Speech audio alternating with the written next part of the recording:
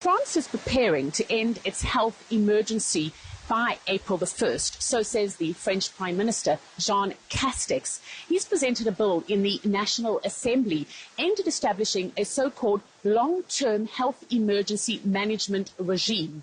Central to it is vaccination, and those opposed to it might just find themselves in trouble, even if they're just planning a trip around the city.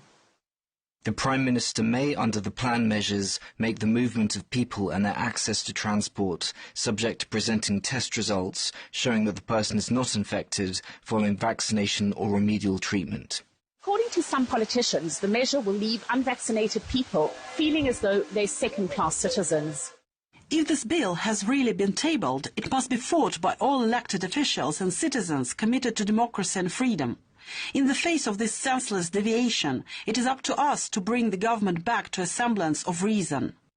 This is the bill establishing a long-term health emergency management regime, which has just been introduced by Castex. Read the following in this law. The Prime Minister can make you a second-class citizen if you refuse the vaccine. We must wake up. It flies in the face of a promise earlier made by French President Emmanuel Macron and his government.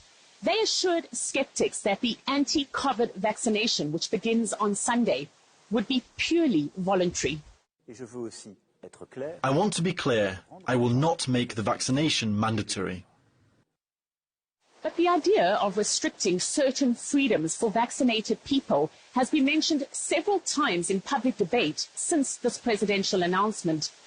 For example, a member of the Union of Democrats and Independent Party, Valerie Six, has proposed the issuing of green passports to people who have been immunized.